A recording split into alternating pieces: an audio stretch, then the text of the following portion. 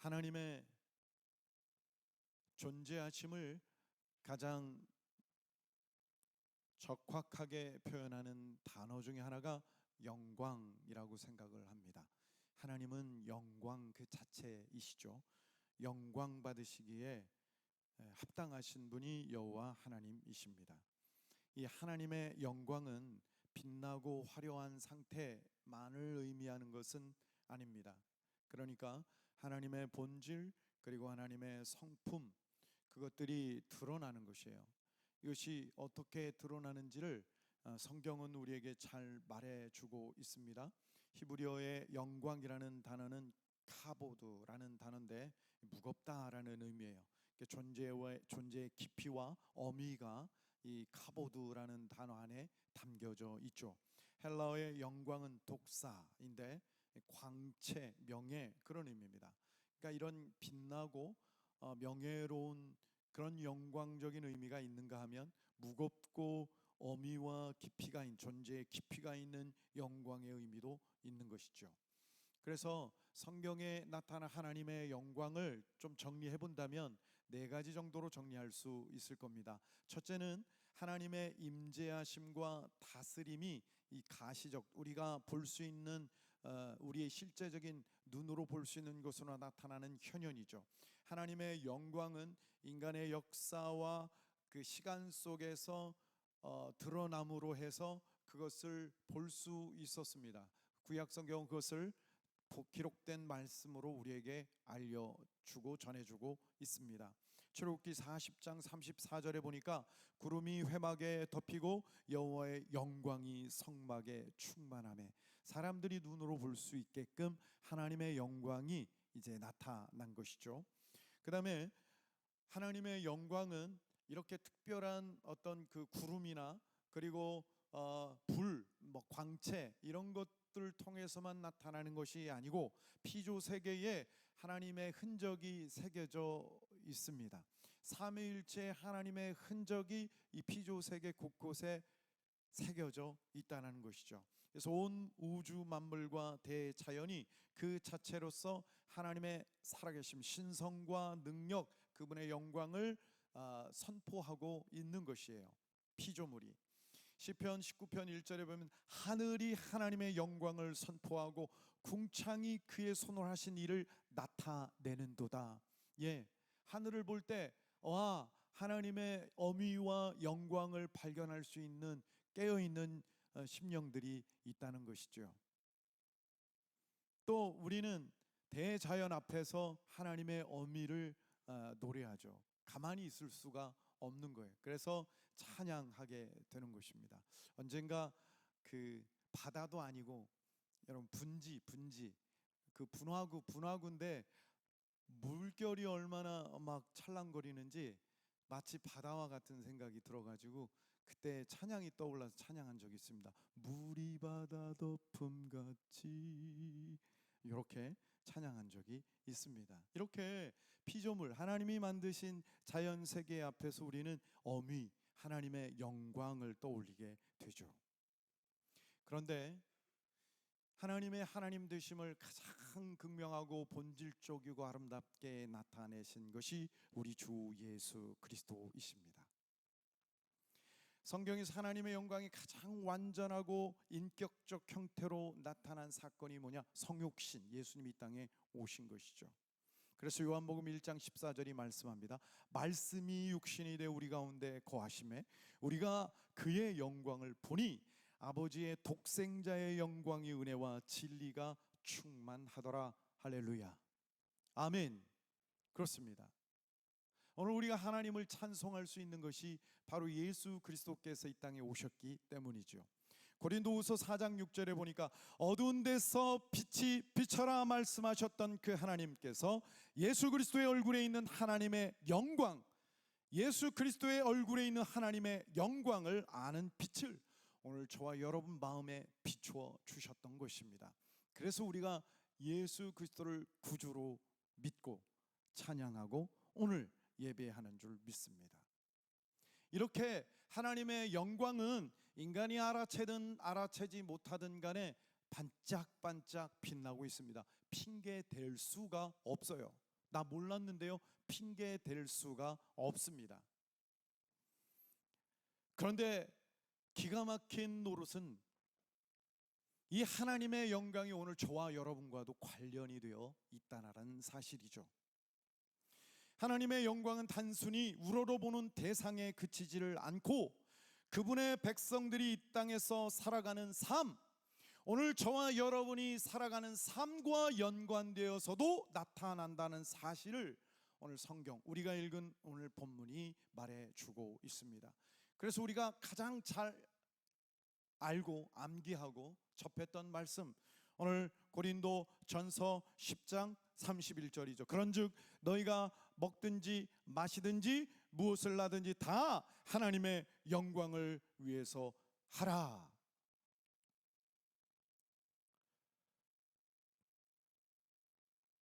그래서 장로교를 다니면 귀딱지가 않도록 들었던 말씀이 웨스트민스터 교리문답 1번이죠. 사람의 제일된 목적, 사람의 제일된 본분이 무엇이뇨? 사람의 제일된 본분은 하나님을 영화롭게 하고 and 그를 영원히 즐거워하는 것입니다. 조나단 에드워즈, 미국이 낳은 세계적인 신학자일 뿐만 아니라 철학가기도 한 이 조나단 에드워즈는 이 웨스트민스터 소요리 교리문답 1번을 하나님을 영화롭게 하는 것과 그를 즐거워하는 것이 등치, 일치, 하나이라는 사실을 아주 강조했습니다. 놀라운 가르침이라고 생각해요. 하나님을 영화롭게 하는 길이 어디에 있습니까? 우리가 그분을 기뻐하는 데 있는 것입니다. 저와 여러분이 그분을 아무도 모르는 곳에 앉아서 기뻐하는 순간 하나님의 영광이 드러나는 것이죠. 얼마나 아름답습니까? 이 하나님을 영화롭게 하고 그를 즐거워하는 것은 별개의 행동이 아니라는 거예요. 피조물인 저와 여러분이 창조주 하나님의 아름다움, 창조주 하나님의 거룩함, 이것을 깨닫고 인식해서 그분 안에서 와, 이게 정말 기쁘군요, 하나님 당신을 아는 게 너무 기뻐요 하고 그것을 인식하여 그 즐거움을 누릴 때 하나님의 영광이 나를 통해서 드러나게 된다라는 사실입니다. 오늘 개신교, 장로교가 이 땅에 역사적으로 나타나는데 아주 중요한 역할을 했던 존 칼빈, 장 칼뱅, 그는 이 세계는 하나님의 영광이 펼쳐지는 무대다 이렇게 말합니다. 하나님의 영광이 펼쳐지는 무대라는 거예요. 이 세대, 이 세상이. 대자연도 그렇지만 오늘 저와 여러분을 통해서 하나님께서 그것을 드러내신다는 것입니다. 오늘 우리가 읽은 고린도전서 10장의 말씀이 정확히 그것이에요. 너희가, 오늘 저와 여러분이죠, 너희가 먹든지 마시든지 뭘 하든지 여러분의 삶과 관련된 모든 것이 다 포함되어 있습니다. 예외가 없어요. 뭘 하든지 하나님의 영광을 위하여 하라. 이 얘기는 하나님의 영광을 위하여 할 수 있다라는 말씀이기도 한 것입니다. 오늘 31절에 우리가 무엇을 하든지 하나님의 영광을 위하여 하라라고 말씀하시고 거기서 끝나지 않고 이어지는 말씀들이 오늘 우리를 이제 안내해 주고 있는 것이죠. 32절이면 다 같이 읽겠습니다. 시작. 유대인에게나 헬레인에게나 하나님의 교회에나 거치는 자가 되지 말고, 이거예요. 이게 소극적 영광 돌림입니다. 하나님의 영광을 드러내는 것은 내 삶과 동떨어져 있는 게 아니다 그 말이에요. 내 삶 깊숙이 연결이 돼 있는데 소극적인 방식이 있습니다. 그것은 내가 걸림돌이 되지 않는 것이, 거침돌이 되지 않는 삶, 이게 하나님의 영광을 드러내는 방식입니다. 여기서 거치는 자, 이 아프로코포스라는 이 단어의 이 접두사, 부정 접두사죠. 걸려 넘어지게 하는 것입니다. 그러니까 장애물을 만드는 것을 얘기해요. 그냥 장애물을 없게 해야 된다. 장애물을 두지 말아라는 거예요. 누구요? 지금 여러분 옆에 있는 지체가 걸려 넘어질 것 같은 장애물을 두지 말아라. 돌뿌리를 두지 말아라. 그런 뜻이에요. 그것이 하나님께 영광 돌리는 오늘 저와 여러분의 삶과 긴밀하게 연결되어 있는 것이죠. 우리가 걸어가는 신앙생활은 나 혼자 걷는 것이 아닙니다. 거기에는 유대인과 같은 사람, 헬라인과 같은 사람, 즉 이방인, 전혀 하나님을 알지 못하는 사람도 포함되어 있는 것이죠. 뿐만 아니고 교회 공동체, 하나님의 교회로 하여금 걸림돌이 되지 않게 하라라고 오늘 말씀하고 계시는 것입니다. 이것을 위해서 사도 바울이 제시한, 그리고 자기 자신이 본을 보여준 게 뭐냐면 절제하는 것이었습니다. 절제. 자기 권위, 쓸 수 있는 권리를 다 쓰지 않는 절제였던 것이에요. 내가 이것 때문에 걸려 넘어지는 사람이 있다면 나 이것을 평생 쓰지 않겠어 라고 고백했던 것이지요. 바울은 하나님이 기뻐하시는 게 뭔지 정확하게 잘 알았던 사람이고, 그리고 그것을 삶 속에서 실천했던 그리스도인이었습니다. 그러니까 오늘 저와 여러분의 고민은 뭐냐면, 자꾸 내 지체가 이것 때문에 걸려 넘어지는데 이것을 이 권리를 내가 마땅히 쓸 수 있는 이 권리를 내가 안 써야 되나? 이런 고민을 하면서 살아가고 있느냐 하는 것이죠. 이게 하나님의 영광과 관련되어 있습니다. 근데 우리는 영광하면 거창하고 특별하고 드러나고 반짝반짝 빛나는 그런 것을 먼저 떠올리죠. 유대인에게나 헬라인에게나 하나님의 교회나 거치는 자가 되면 안 된다는 거예요. 그리고 그렇게 가르쳐야 되는 것이죠. 저는 선배가 그렇게 중요하다는 것을 다시 한번 이번 주간에 깨달았습니다. 선배가 중요합니다. 앞서 하는 사람이 너무너무 중요한 거예요.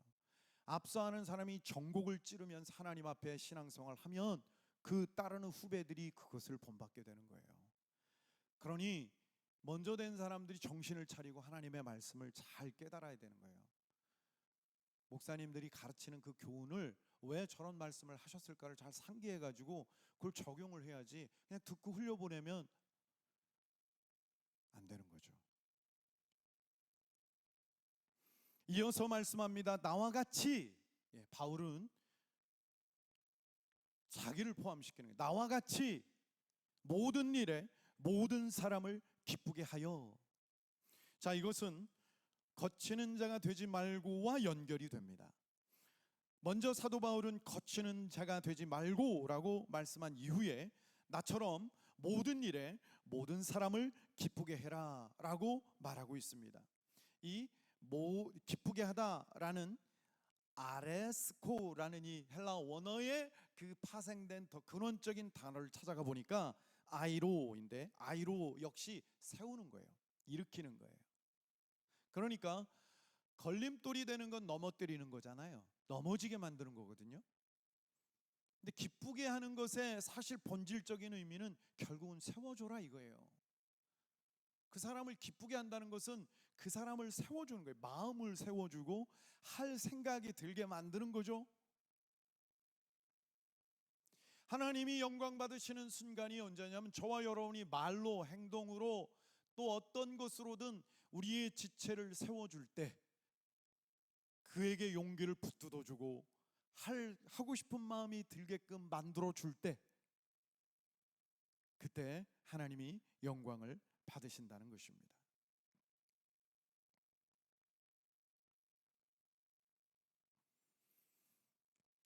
그러면서 사도 바울은 말합니다. 자기 자신의 유익을 구하지 아니하고 많은 사람의 유익을 구하여. 그러니까 오늘 31절과 33절의 말씀 중에 계속 반복이 되는 거예요. 거치는 자가 되지 말고 기쁘게 하는 자, 즉 세우는 자가 되라. 자기 유익을 구하지 말고 많은 사람의 유혹을 구해라, 이렇게 말씀하고 있는 것입니다. 사랑하는 청년 여러분, 복된 삶의 비밀이 어디 있냐?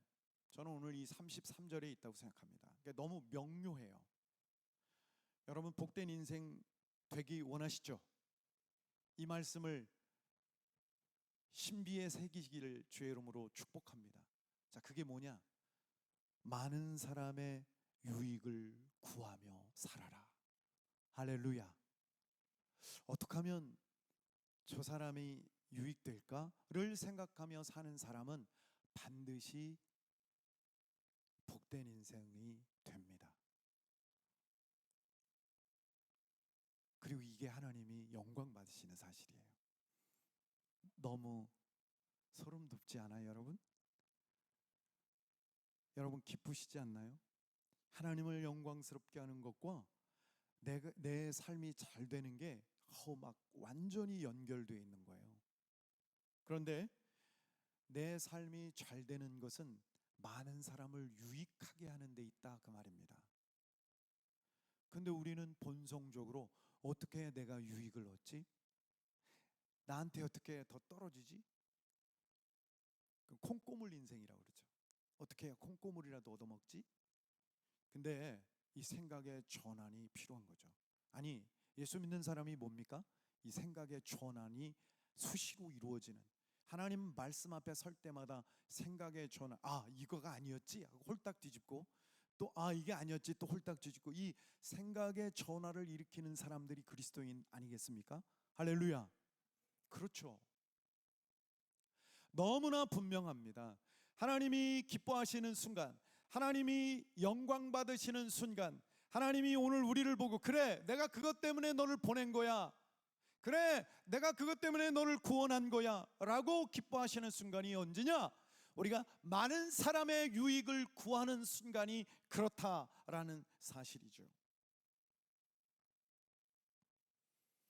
이거는 단순히 남의 눈치를 보며 조심하는 차원을 넘어서는 것입니다. 내 일상의 선택 기준을 내 만족이 아니라 함께하는 사람의 유익을 구하는 것에 있다는 거예요.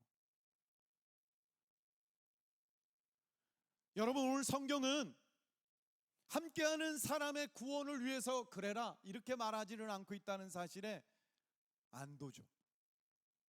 그거는 그 이유고, 우리가 먼저 구할 것은 그 사람의 유익입니다. 어떻게 하면 그 사람이 유익을 얻을까? 어떻게 하면 내가 섬기는 상사가 유익이 될까? 이걸 생각을 해야 된다는 것이죠. 내가 섬기는 상사에게 유익이 안 갔으면 좋겠어 하는 상사가 사실은 7, 80%죠. 그럼에도 불구하고 마음은 그렇지만 주의 말씀이 그러하니 주여 저 인간이 유익되게 하여 주시옵소서, 이렇게 기도하는 게 그리스도인이다, 그 말입니다. 할렐루야. 아멘. 노멘.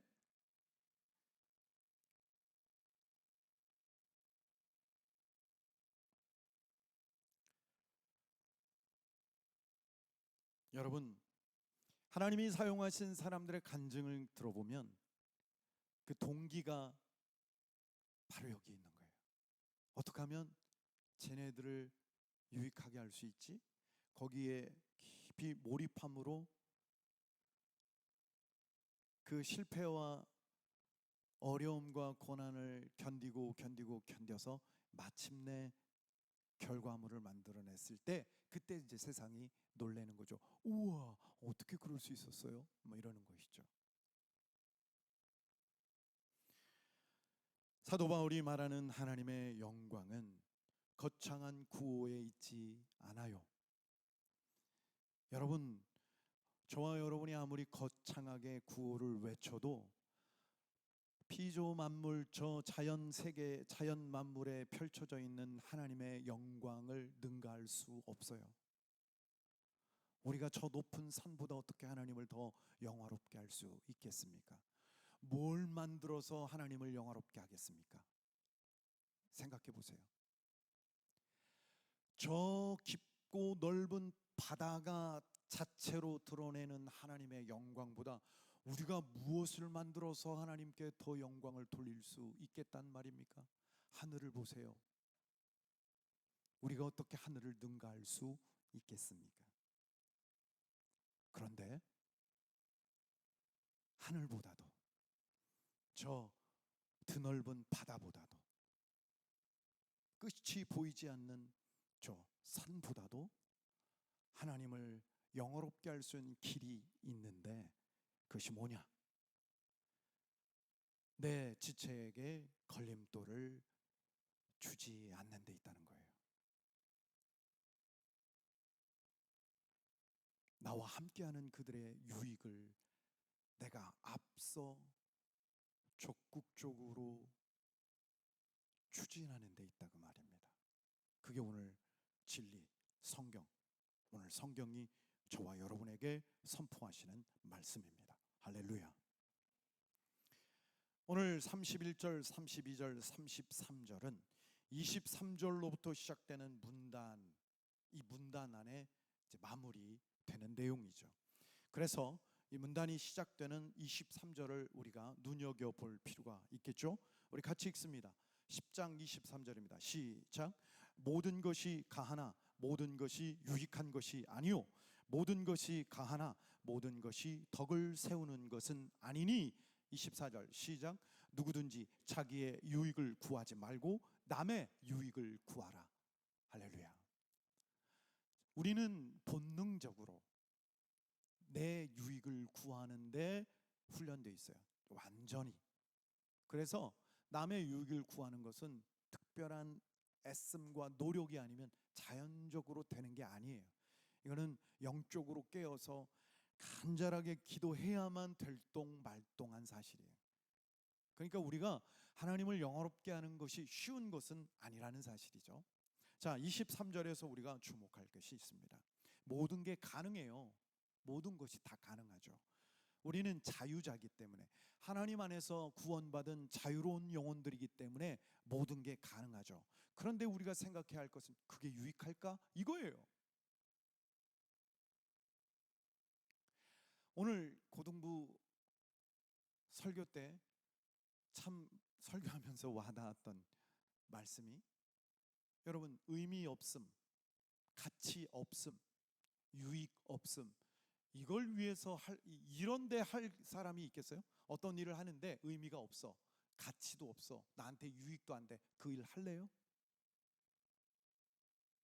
누가 그 일을 하겠어요? 그런데 사랑이 없으면 그렇대요. 사랑이 없으면 그게 아무리 뻑적지근한 천사의 말을 하는 것이고, 또 모든 경건의 비밀을 알고 예언의 능력이 있고 산을 옮길 만한 믿음의 능력으로 막, 우와 저분은 능력자야, 믿음이 대단해, 우와 저분에게 기도를 받으면 다 해결돼. 그런데 사랑이 없으면 의미 없음, 가치 없음, 유익 없음.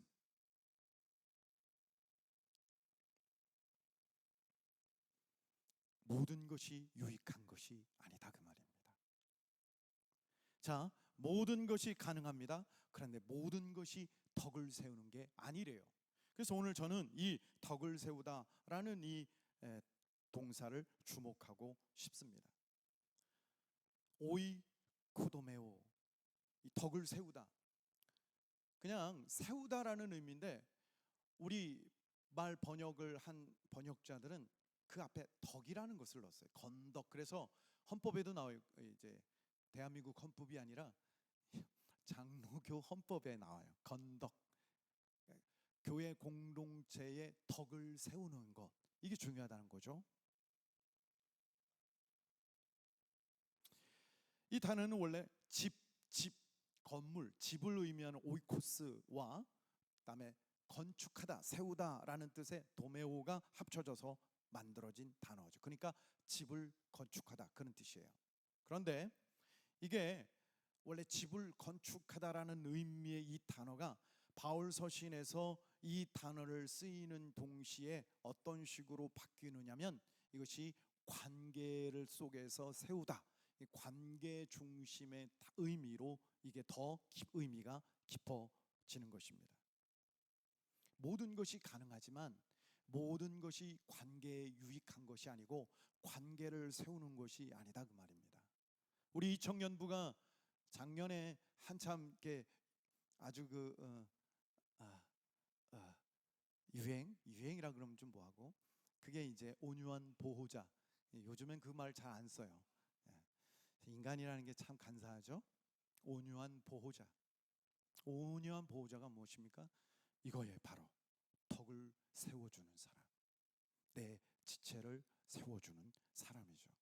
여러분, 이렇게 덕을 세워주는 사람이 속해 있는 그 공동체 누가 안 가고 싶겠습니까? 하나님이 그 공동체에 왜 지체들, 방황하는 지체들을 왜 안 보내시겠습니까? 그 공동체에 가면 힘을 얻고 치유되고 회복이 되고 일어서는데 왜 안 보내시겠습니까? 지식이나 자유는 나 한 사람을 으스대게 만들 수 있지만 이 오이코도메오, 덕을 세우는 것은 함께 가는 것입니다. 공동체를 세우는 것이죠. 그래서 마침내 우리가 많은 사람의 유익을 구하는 그런 삶을 살 때, 우리를 통해 유익을 얻은 그 사람은 그냥 유익을 얻은 데서 끝나지를 않고 하나님 앞에 구원을 받는 놀라운 역사로 나아간다 그 말입니다. 그래서 오늘 33절에 나와 같이 모든 일에 모든 사람을 기쁘게 하여 자기의 유익을 구하지 아니하고 많은 사람의 유익을 구하여 그들로 구원을 받게 하라 라는 것입니다. 오늘 여기서 구원을 받다, 소조, 구원을 받다라는 말은 단지 우리의 영혼이 천국 간다라는 의미만 의미하는 것이 아니에요. 당연히 그것도 포함되어 있을 뿐만 아니라 우리가 치유되는 것을 의미하고 우리의 삶이 건져지는 것, 우리의 삶이 회복되는 것까지도 포함되는 것입니다. 구원이에요. 그게 치유된 혈루증 여인을 향하여 네 믿음이 너를 구원하였도다 라고 말할 때 네가 이제 천국 간다, 이게 아니라 혈루의 모든 병의 근원이 치유되었다, 이걸 선포하고 계시는 것입니다.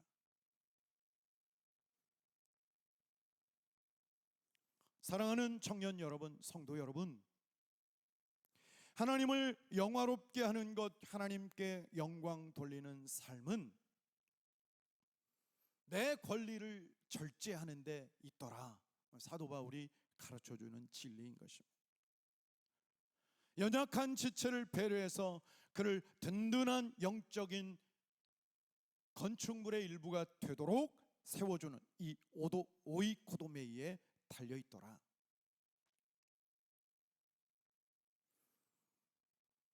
우리가 한 주 한 주 하루하루 살아가면서 하나님의 말씀을 묵상하고 그 말씀에 따라, 그래 하나님 내가 오늘 이렇게 남의 유익을 구하며 살겠습니다 라고 결단하는 그 결단부터 하나님이 영광을 받으시는 줄 믿습니다. 폴란드의 의사이자 교육자인 야누스 코르착이라는 분을 여러분 알고 계실 겁니다. 2차 세계대전 당시에 이분이 유대인이기도 했지만 고아원을 운영하면서 다음 세대 아이들을 돌보았어요. 그들을 이제 여러 가지 고민을 하다가 다음 세대를 세우자의 인생을 건 거예요. 그러다가 전쟁이 났고 나치가 아이들을 수용소로 이제 끌어가려고 유대인 아이들이니까 다 수용소로 끌고 가려고 하는 순간에 자기는 빠질 수 있었어요. 그 수용소에 안 가도 됐고 또 빠질 수 있는 기회가 있었는데, 이 코르착은 그 탈출할 수 있는 자유와 기회가 분명히 있었음에도 불구하고 그것을 포기합니다. 그리고는 그 아이들, 자기가 가르쳤던 아이들과 함께 수용소에 함께 가죠. 그리고 그들이 죽음을 두려워하지 않도록 함께 죽음의 과정 속에 함께 있고 결국은 그들과 함께 생을 마감했습니다. 여러분, 뭐 코르착 누가 뭐 그렇게 잘 알아주나요? 가끔 이런 예화를 들 때나. 그런데 하나님 나라에서는 영원히 빛나는 별인 줄 믿습니다. 저는 작금에 20대, 30대의 그 용기 있는 행동들에 대해서 정말 존경에 마지 않습니다. 대한민국은 지금 위기에 놓여 있죠. 자유민주주의의 근간이 흔들리고 있습니다. 이거는 내가 어느 정당을 지지하느냐 이것을 초월하는 문제입니다. 지금 그것을 말하는 사람은 정말 우상을 숭배하는 사람일 가능성이 커요. 법치가 흔들리고 민주주의의 근간인 선거가 유린이 되고 있는 이 상황 속에서 20대의 젊은이들 18개의 대학 총학생회가 시국선언을 하고 신학대학들이 서로 연합하여 시국선언을 했습니다. 그들이 할 일 없어. 요즘 아이들 보통 깍쟁이가 아니잖아요. 에? 그럼에도 불구하고 그들이 그것들을 다 내려놓고 포기하고 사실 감수하고 그렇게 무엇이 정의고 무엇이 선인지를 선포하는 데 앞장섰다는데 저는 정말로 존경에 마지 않습니다. 여러분, 국가 공동체를 위하는 길이 어디에 있습니까? 젊은 날, 정말 젊은 날, 이 땅에 자유민주주의가 이렇게 뿌리를 내릴 수 있었던 것은 과거에 우리의 선배들이 그 엄청난 심지어 죽음까지도 감수하면서 이 땅에 내렸던 열매였었던 것입니다. 근데 이것이 지금 흔들리고 있는 상황 속에서 2030 세대들이 자리에 머물러 있질 않고 거리로 나오고 있다는 사실이 저는 너무 존경스러워요. 하나님 나라는 거창한 일에 있는 것은 아닙니다. 오늘 저와 여러분이 나라와 민족을 위해서 한번 기도하는 순간, 그리고 이 사실에 대해 바로 인지하고 적확한 판단을 해서 우리가 행하는 행동 하나하나, 이것들이 결국은 나라와 민족을 위해서 우리가 할 수 있는 일을 하는 것입니다. 뿐만 아니고 하나님의 영광을 나타내는 삶은 내 본성적인 내 유익을 추구하는 이것을 순간순간 꺾는 데서 온다는 사실을 우리가 기억합시다. 여러분, 따지고 보면 내가 내 유익을 위해서 열심히 긁어 모아봤자 별거 없어요. 해봤잖아요. 그렇게 긁어 모아서 태산을 이루셨습니까? 네. 그러니까 이거는 본질적인 문제가 아닌 거예요. 그러니까 이건 사고의 문제예요. 전환을 해야 됩니다. 그래야 우리가 하나님 자녀답게 살 수 있게 되는 거예요. 그래서 따라합시다. 걸림돌 되지 맙시다. 형제 자매에게 걸림돌 돼서는 안 돼요. 특히 후배들에게 걸림돌 돼서는 안 돼요. 내 믿음의 본이 후배에게 그래도 되나 보다 이런 모습을 보여서는 안 되는 것입니다. 그것은 얼마나 치명적인 것인지 몰라요. 왜냐?